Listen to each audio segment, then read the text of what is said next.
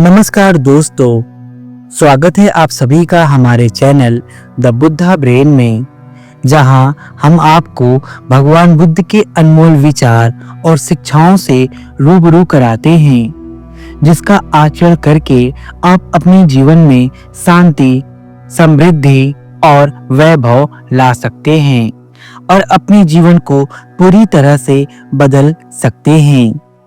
आज हम आपके लिए लेकर आए हैं धम्मपद यमक वग्गो गाथा नंबर 6, जिसमें भगवान बुद्ध कहते हैं, परे चेन विजानन्ति मयमे तत्थ यमामसे ये च तत्थ विजानन्ति ततो सम्मनति मेधगा।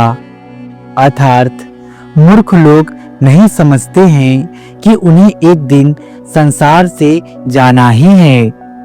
जो इस बात को समझते हैं उनके कलह शांत हो जाते हैं। दोस्तों, हम देखते हैं कि हमारे आसपास ऐसे कई लोग हैं जो खुद के ऊपर अभिमान और अहंकार करते हैं, मानो जैसे वो इस संसार में हमेशा रहने वाले हैं। लेकिन ये सब एक अज्ञानी व्यक्ति की पहचान है। बुद्धिमान व्यक्ति जानता है कि वह संसार में सदैव नहीं रहेगा।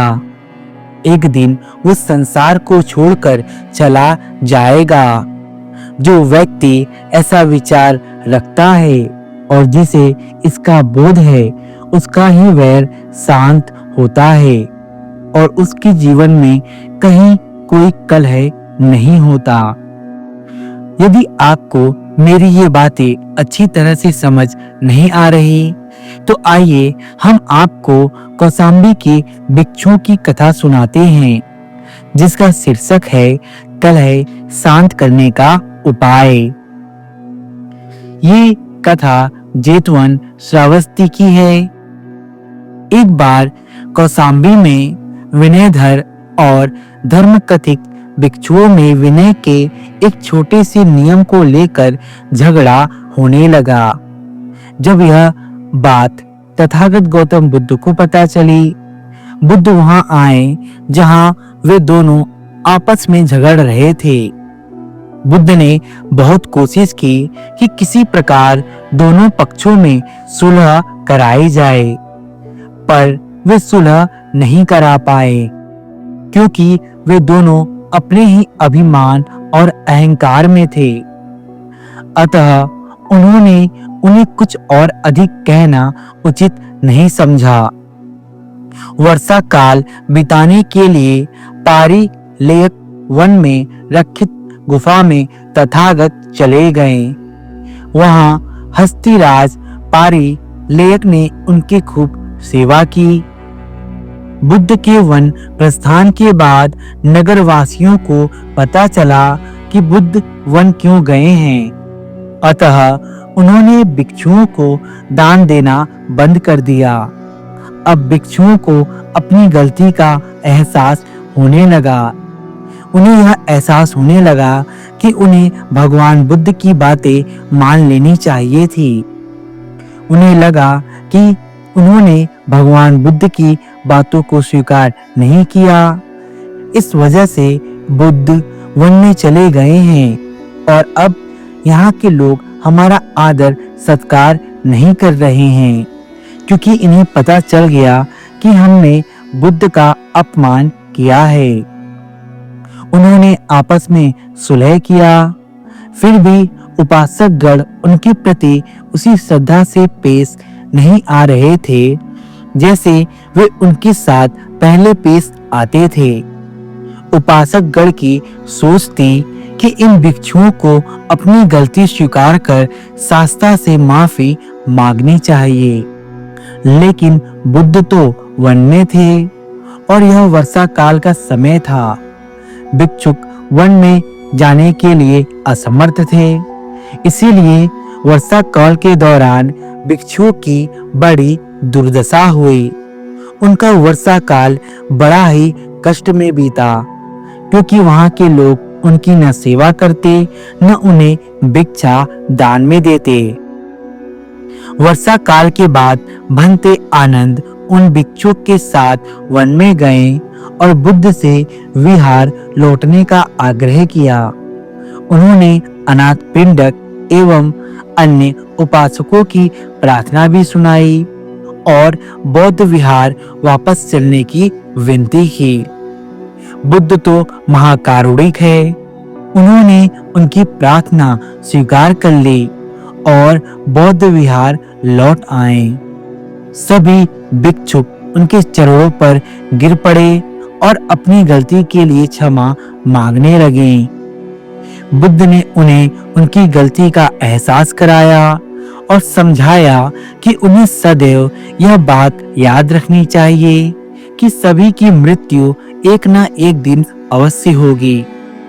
अतः आपस में कलह करने का कोई औचित्य नहीं है। बुद्धिमान व्यक्ति जानता है कि वे संसार में सदैव के लिए नहीं हैं। जो मनुष्य इस बात को समझता है और जानता है, उसके जीवन से कलह समाप्त हो जाता है। उसके जीवन में कलह के लिए कोई गुंजाइश नहीं बचती है।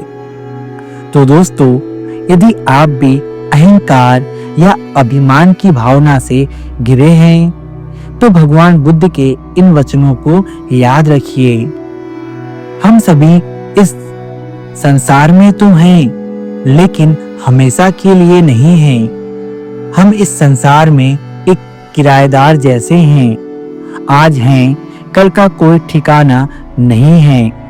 आज हम हैं, आज जिस चीजों पर हम अभिमान कर रहे हैं, गुरूर कर रहे हैं, अहंकार कर रहे हैं, वे सब नष्ट होने वाली हैं। सब क्षणिक है, परिवर्तनशील और अनित्य है। जब यह हमारा शरीर और हम स्वयं अपने नहीं हैं, तो बाहरी चीजें कैसे हमारी अपनी हो सकती हैं? जब कुछ भी अपना नहीं है, तो फिर अहंकार किस चीज का, अभिमान किस चीज का?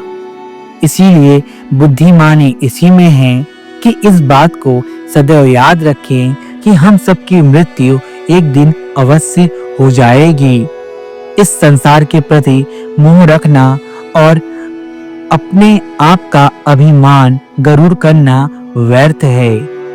हमें चाहिए कि हम भगवान बुद्ध के वचनों को अपने जीवन में उतारें और अभिमान, गुरूर और अहंकार से दूर रहें। जब हमारे जीवन में न अहंकार होता है, न अभिमान होता है और न किसी चीज का हमें गुरूर होता है, तभी हम शांति अवस्था को प्राप्त करते हैं। यदि आप भी चाहते हैं कि आपके जीवन में आनंद और शांति बनी रहे, तो अहंकार और अभिमान का त्याग करिए। जहाँ न अभिमान है न अहंकार है, वहाँ कलह नहीं है। वहाँ से कलह अपने आप समाप्त हो जाता है। और फिर जब यह पूरा संसार अनित्य है, क्षणिक है, नश्वर है, नष्ट होने वाला है, बदल जाने वाला है, तो अहंकार किस लिए और कलह किस लिए? दोस्तों, यदि आपको ये वीडियो पसंद आई तो वीडियो को लाइक करें, इसे शेयर करें और हमारे चैनल द बुद्धा ब्रेन को सब्सक्राइब करें, क्योंकि हम आपके लिए ऐसे ही मोटिवेशनल और स्पिरिचुअल वीडियोस लेकर आते रहते हैं। हमारे चैनल द बुद्धा ब्रेन में बने रहने के लिए आप सभी का धन्यवाद।